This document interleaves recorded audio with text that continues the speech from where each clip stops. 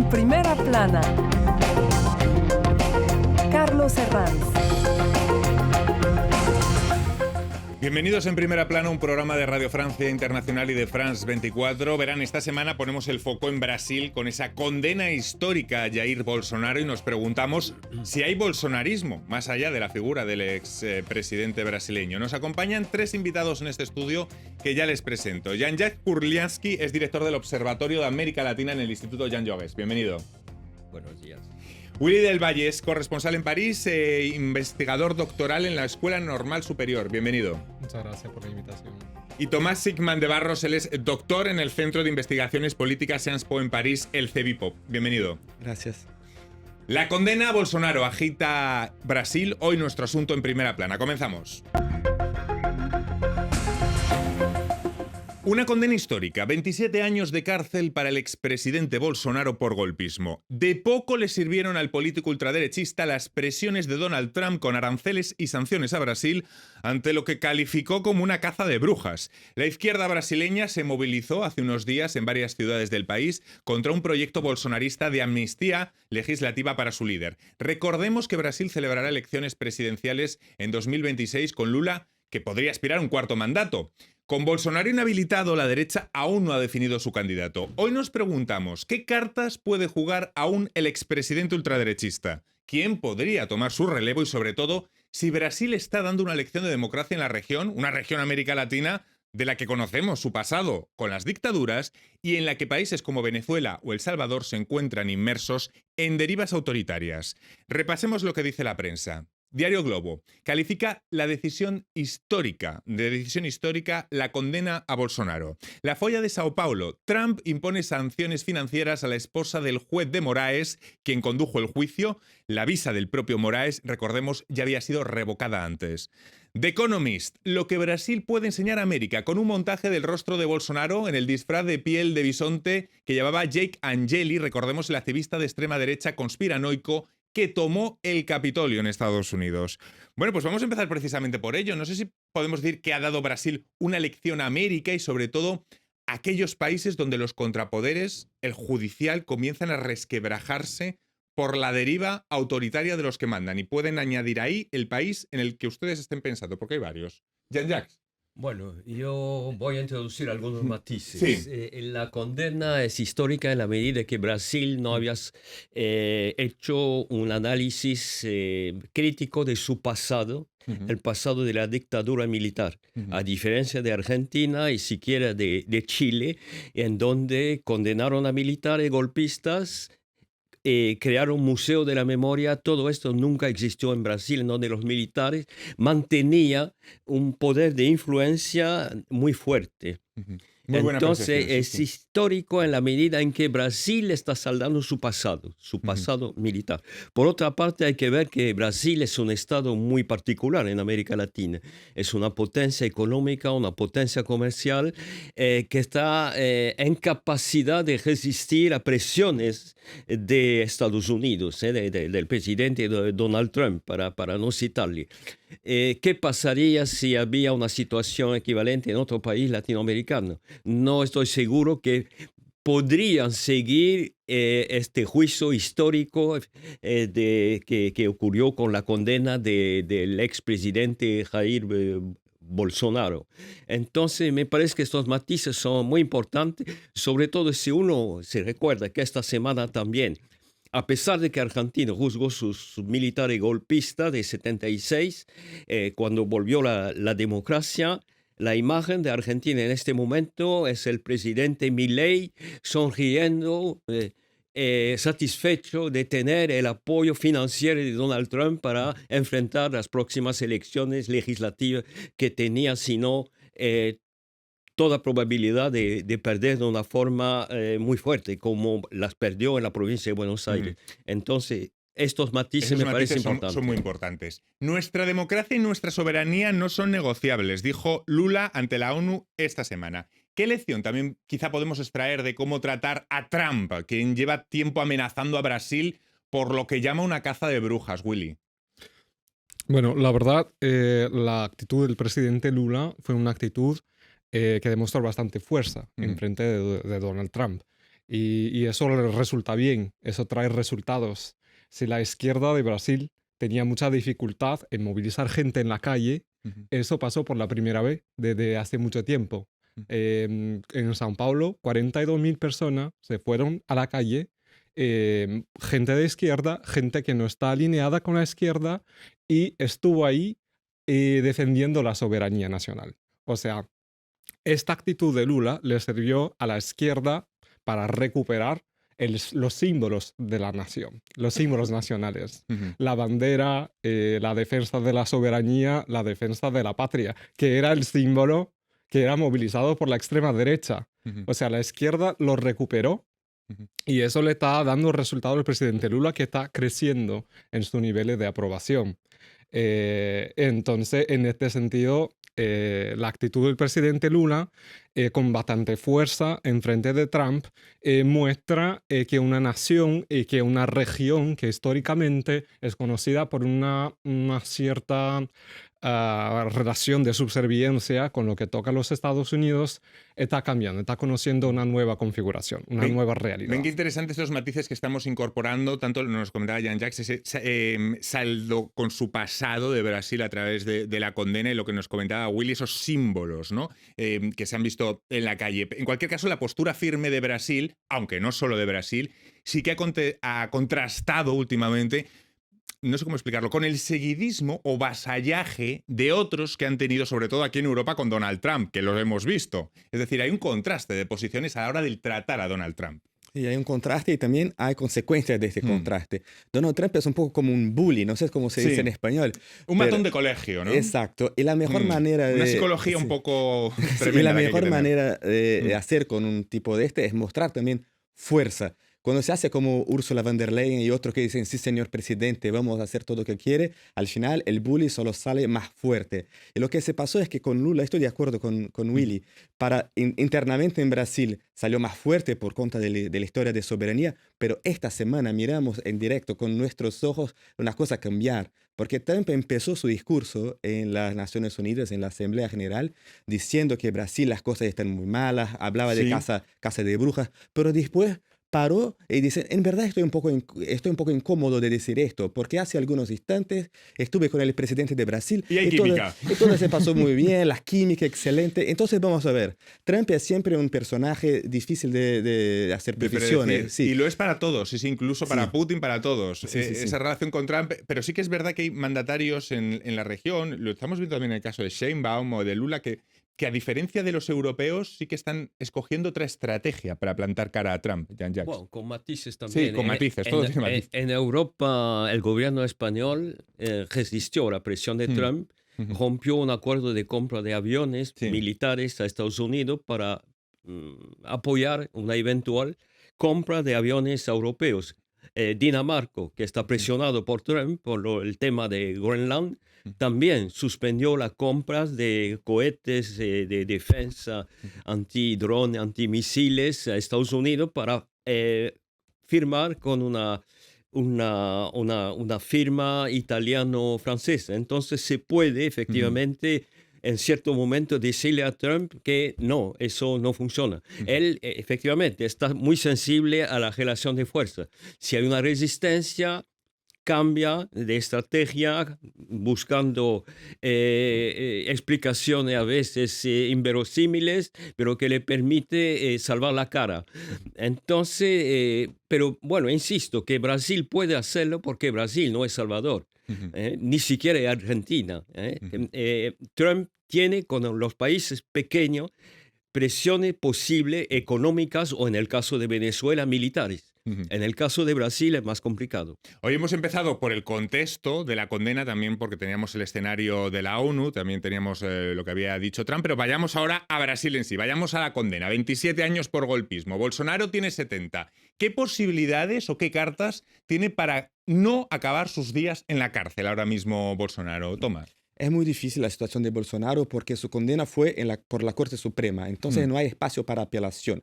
Lo que puede intentar hacer ahora es cambiar un poco e irse para una prisión domiciliaria, por ejemplo, porque Bolsonaro está viejo, está enfermo, etc. Pero una cosa interesante es que muchos de sus aliados hablan de amnistía. La amnistía de Bolsonaro, podemos hablar más, pero es algo muy difícil, muy improbable, porque tiene que pasar primero por la Cámara de Diputados y hay resistencia, hay obstáculos y hay toda la opinión pública en contra. Después el Senado, el presidente del Senado ya dice que también está en contra. Después Lula tiene el poder de veto, puede decir no. Entonces el Parlamento tendría que anular el veto de Lula. Y después la Corte Suprema ya dice que para crímenes de tentativa de golpe de Estado no es posible, es inconstitucional.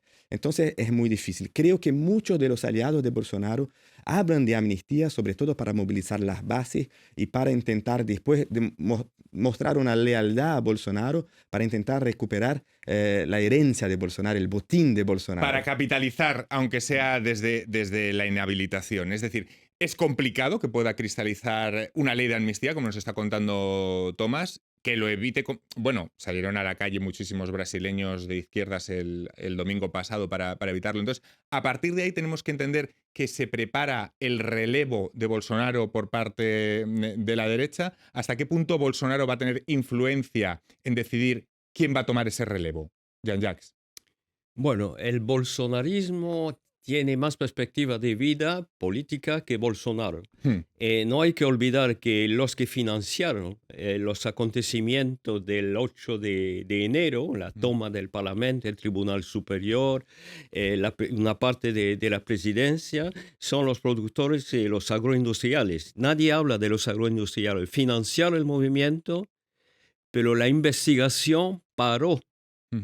Curiosamente, a partir del momento en que había que tocar esta fuerza económica, esa gente mantiene su fuerza económica y no les importa que sea Bolsonaro u otro. Si no es Bolsonaro, efectivamente puede ser otra persona.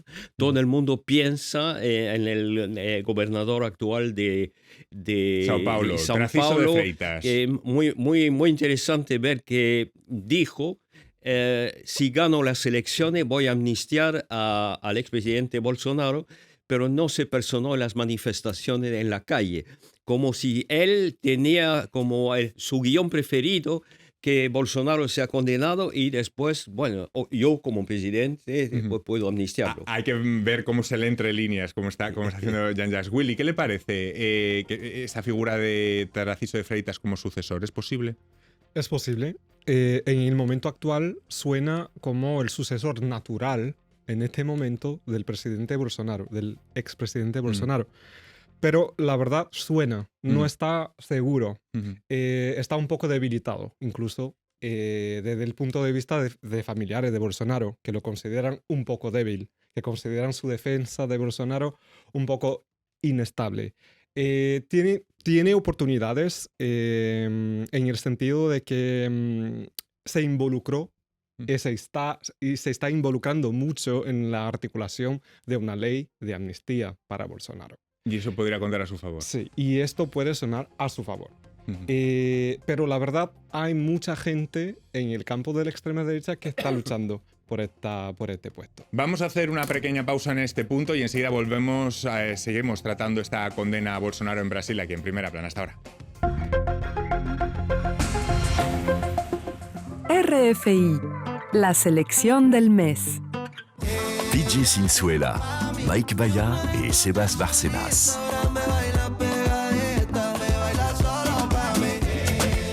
Fonbor, Sparrow, Barbosa y KZ.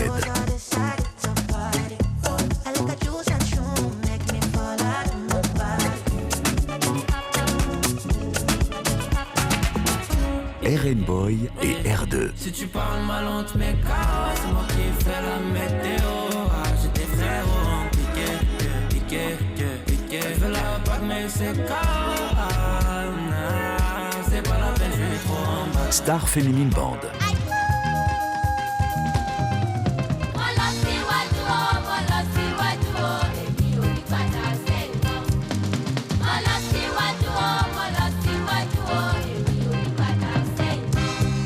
RFI. ¿Hay bolsonarismo sin Bolsonaro? Es la pregunta de base de la que partimos en esta edición de En Primera Plana a partir de la condena a 27 años por golpismo contra el expresidente brasileño. Nos preguntamos quién puede tomar el relevo y también las repercusiones que está teniendo esta condena histórica. Lo hacemos con el director del Observatorio de América Latina Instituto Jean Jaurès, Jean-Jacques Kurlianski, con el corresponsal en París e investigador doctoral Willy del Valle y con el doctor en el Centro de Investigaciones Políticas de Sciences Po, Tomás Simán de Barros. Bueno, estábamos hablando de quién puede tomar ese relevo de Bolsonaro, si tiene que estar plebiscitado por la figura del propio expresidente brasileño. Hemos hablado del gobernador de Sao Paulo. No sé si podríamos añadir otros nombres que estén sonando, Tomás.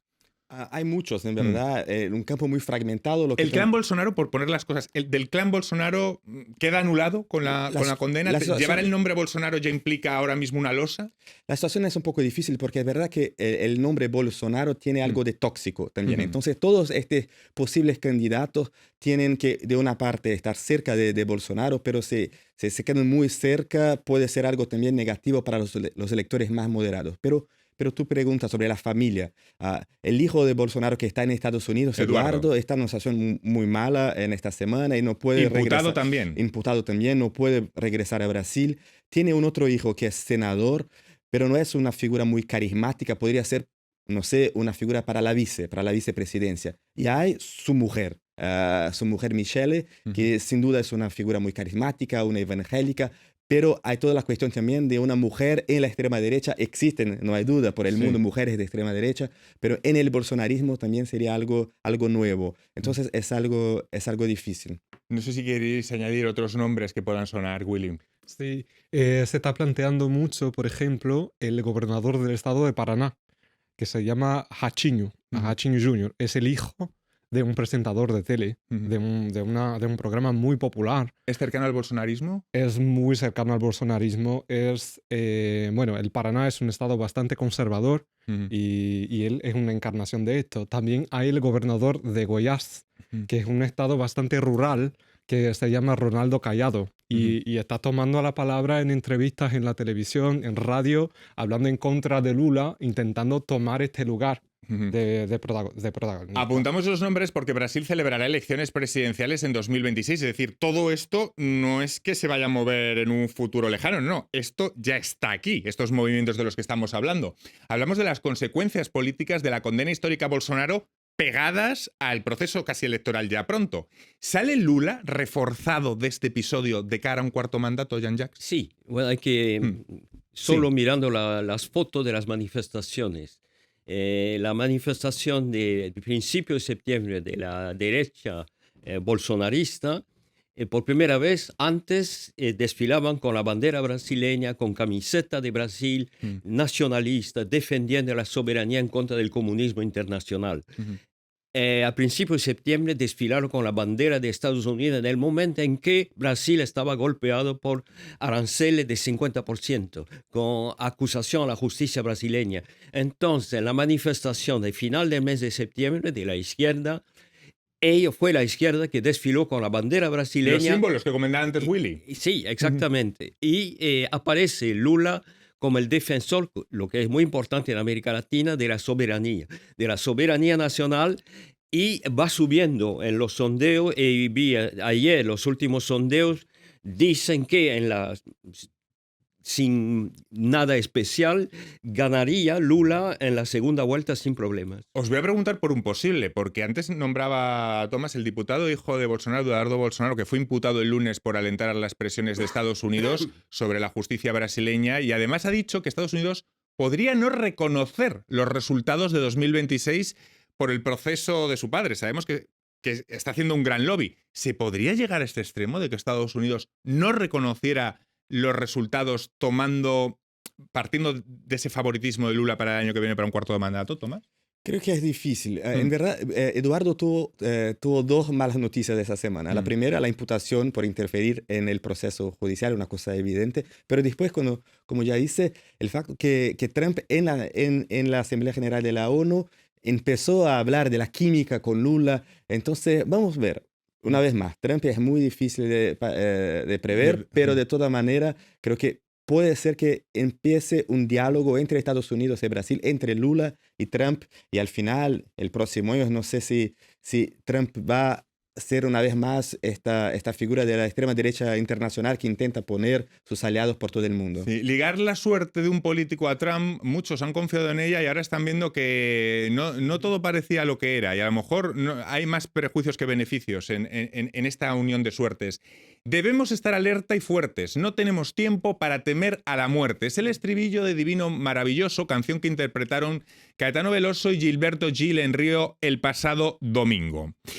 La misma izquierda que apenas unos días brindaba al saber que Bolsonaro había sido condenado con una larga pena de prisión, ahora salía a la calle para asegurarse de que no salga indemne y gritaba sin amnistía. ¿Es lógica esta preocupación o hay un punto de exageración? Ya nos ha contado Tomás que es muy complicado elaborar esta ley de amnistía. No sé si es muy preventivo esto de la izquierda en la calle o es ya una preparación para 2026. ¿Qué les parece? Hay que entenderlo más en clave política que como amnistía. Si lo permite, Sí. me gustaría volver a la pregunta Venga. anterior. Me parece que para Trump vea que con Brasil va a ser muy difícil hacer lo que está haciendo con otros países latinoamericanos. Entonces hay toda una estrategia de geopolítica para aislar Brasil. ¿Cómo? Reforzando Milei, que es miembro importante del Mercosur.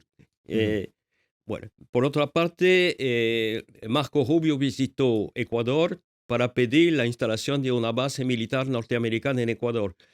Ecuador organiza el 30 de noviembre un referéndum para modificar la constitución y autorizar al gobierno darle el visto bueno a la instalación de militares norteamericanos en Ecuador. Bombardea Venezuela. Entonces parece que está tomando medidas como, bueno, que integra que Lula va a ganar la elección y que entonces habrá que impedirle actuar de una manera totalmente soberana. Este elemento regional de política, geopolítica regional, me parece importante. Cuando uno analiza todas las visitas de Marco Rubio, más que las declaraciones de Trump, que efectivamente son muy desordenadas, si quieren lo que la ayuda financiera a Argentina, que Trump dijo que no, pero al final que sí, pero el secretario del Tesoro había dicho que sí, porque Argentina es un elemento sistémico muy importante para la geoestrategia de Estados Unidos en la región.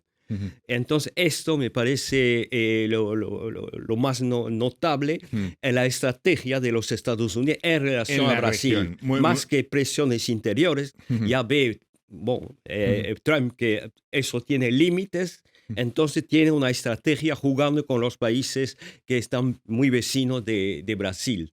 El poder legislativo, hablaba antes de ese temor por la amnistía, por la que salió la izquierda a la calle, un clásico en la historia brasileña, por cierto, la amnistía.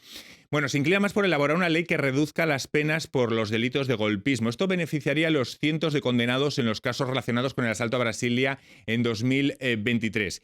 El bolsonarismo ha hecho mártir a una peluquera, Débora dos Santos, condenada a 17 años por una pintada en una estatua, pero también por estar en esa turba, digamos, de golpistas.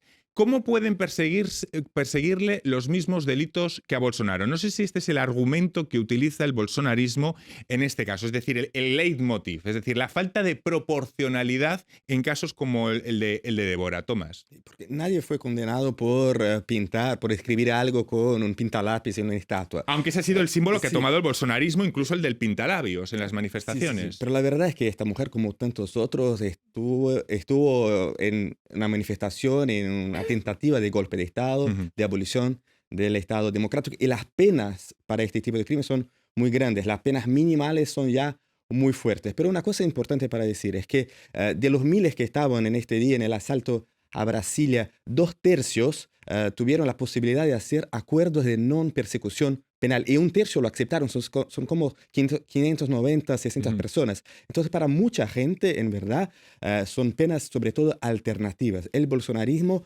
utiliza estos mártires, podemos decir, para decir, hay algo muy problemático, pero en verdad es como se dice en Francia, una mise en scène, un teatro, porque lo que importa para ellos sobre todo es la libertad y los derechos políticos de Bolsonaro. Hay llamadas grabadas por la policía entre Bolsonaro y su hijo Eduardo y que dicen, no me importa la gente, lo que importa es Bolsonaro. Entonces utilizan esto para intentar como tener ventajas políticas, pero en verdad yo creo que es un teatro. Y a partir de todo lo que hemos analizado, miremos al futuro. En las elecciones de 2026, ¿le conviene al espectro del bolsonarismo tirar del relato de la caza de brujas para presentarse en esas elecciones? ¿Sería algo pragmático o iría en su propia contra? ¿Qué piensan, Willy?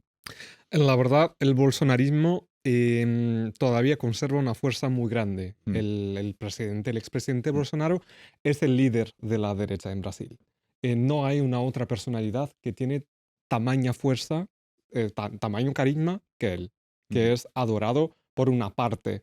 43% de la población brasileña, según algunas encuestas, todavía piensa que sí, hay una persecución política, hay dictadura. Brasil está viviendo una dictadura. Entonces, para conservar esta parte del electorado, hay que mantener el relato. Hay que mantener el relato. Y no está, y así siguió su postura en cuanto presidente y no tiene cómo regresar. No sé si hay que mantener ese relato de la caza de brujas y también mantener al electorado evangelista, que es la clave a lo mejor de la supervivencia del movimiento en el futuro. Jean-Jacques. Sí, es la base. No hay que olvidar que en 2016 Bolsonaro se hizo conocer bautizándose en Israel, en el Jordano, con un padre de bautismo que era un diputado de ultraderecha, pero también pastor de la Asamblea de Dios. Tarcísio de Freitas participó de una manera muy visible, muy pública, con camiseta y todo, en la Marcha de Jesús, que eso parece un poco pintoresco desde Francia o desde Europa, pero cada año viene, se suma en todo el país, pero especialmente en San Pablo, 2 millones de personas. Y esa red de pastores, no digo los electores, la paradoja, los electores sociológicamente tendrían que votar por la izquierda, pero en su mayoría siguen lo que les dicen los pastores evangélicos de votar para la gente que protege la familia, que está en contra del casamiento de gente del mismo sexo, etcétera, etcétera, etcétera. Y entonces Tarcísio de Freitas está muy ligado, como la esposa de Bolsonaro, a la red de los pastores evangélicos. Me quedo sin tiempo para más. Muchísimas gracias por todo el análisis. A todos ustedes, hasta la próxima semana en Primera Plana. Gracias.